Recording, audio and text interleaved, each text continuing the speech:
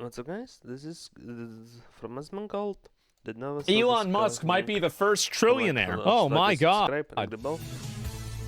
Elon Musk could become the world's first trillionaire. Good for him. Tesla shareholders approve a pay package for Musk. Liquid or basically the assets. Even assets.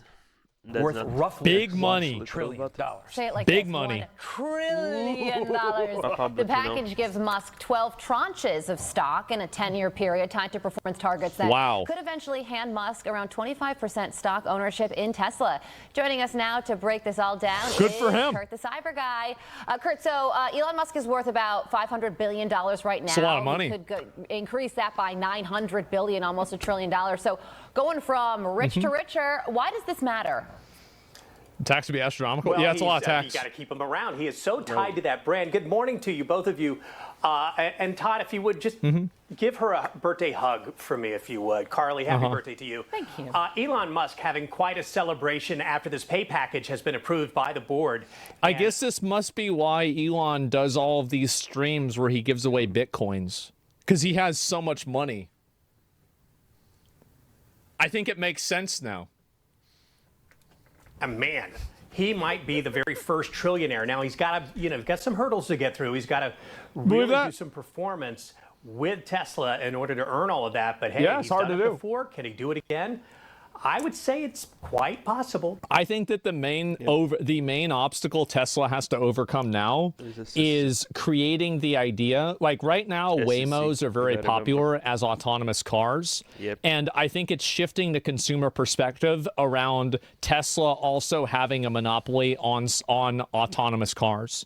Because electric cars, I think, are going to be a transitionary device. I think the reality is that in, like 30 years, I think really the autonomous driving cars are going to be the future, right? And I think in 50 years, it'll probably be illegal to drive your own car. It will be on public roads.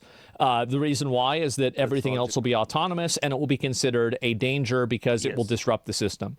So, danger to people. Yeah, that's what's going to happen. And no, I know, and it might not happen for longer because people that are around our age grew up driving, and we don't want to give it up, right? We were going to be the boomers of that time.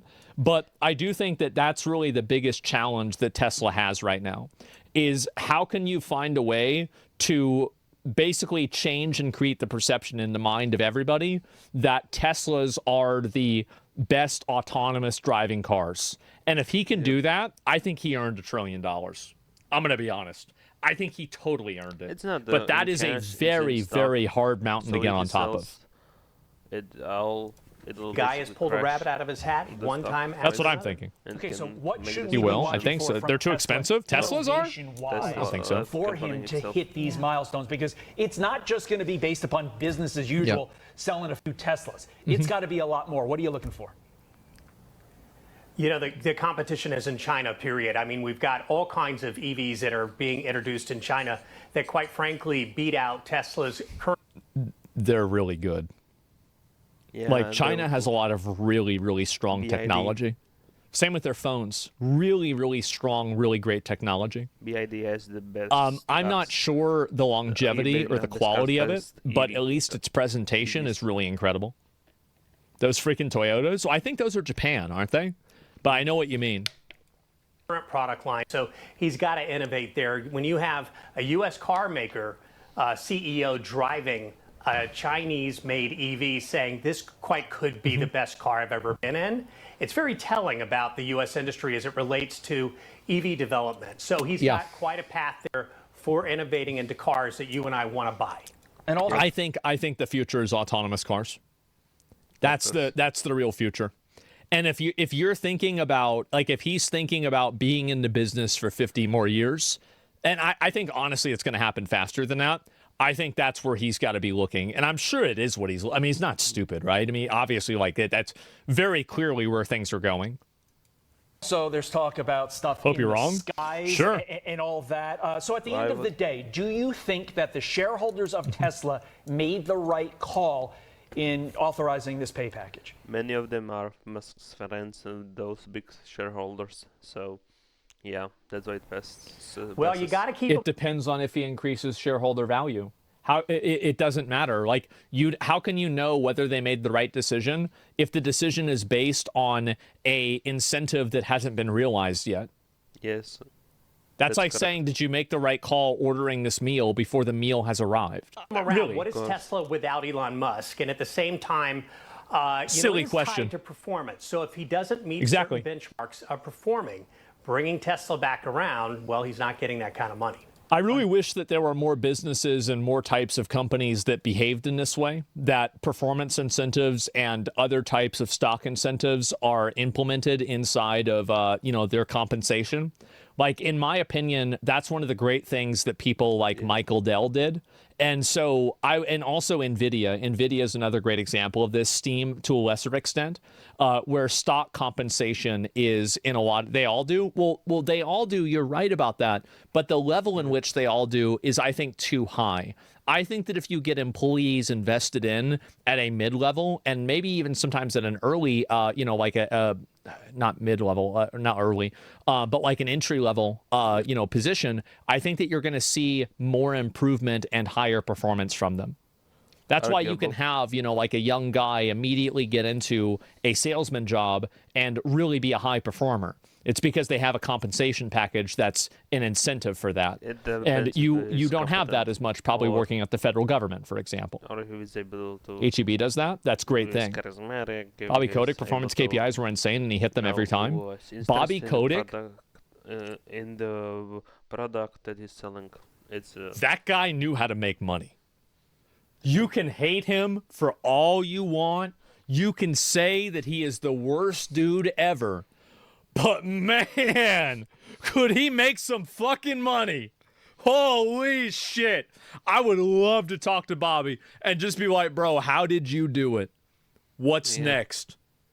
It's Bobby's world. That's right. Remember that? Understood. $200 million golden parachute. I'm Steve Doocy. What a fucking G. And yeah, bro, if Elon Musk ends up locking down the $1 trillion fucking package, because you also have to keep in mind, this stock package is going to scale in value as Tesla scales in value too. So if he hits these performance incentives, there's a multiplier effect, because the performance incentives will imply that the stock is also massively improving. So he's going to have a lot of fucking money, right? And I think, again, it's autonomous cars. That's the fucking future, man. It's autonomous cars. And I think also in the intermediary, there's going to be a huge demand. And I don't know about this. You guys feel this way. There's a huge demand for not smart cars, but stupid cars. And I think this is happening with a lot of technology, is that as technology becomes like more like TVs, like a smart TV, a refrigerator with a screen on it, I think a lot of people are not as interested in that kind of stuff as they used to be, right? Newer cars have so much tech now. Yeah, I know. I have one. I know. I'm fully fucking aware of it.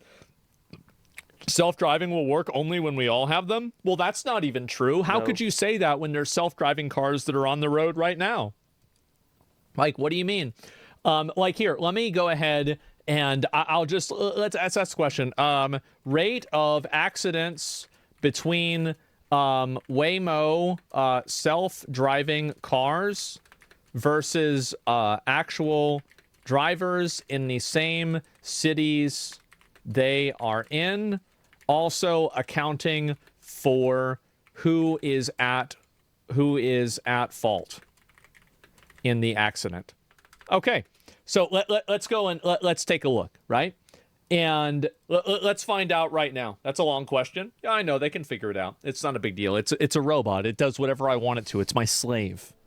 This is my robot slave that does anything that I tell it to.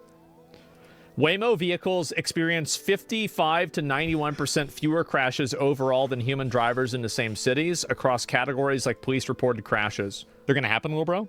I think that they will happen, but I don't think that it's going to be like the Jetsons. Does that make sense? And I think also whenever you're driving, there's a lot of other complications with like air traffic that's unique to air traffic versus ground traffic. And so like I'm less sold on that.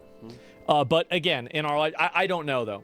But yeah, you can see all these here, fatal attributions, and human data underreports minor injury. Waymo overreports minor injuries for transparency.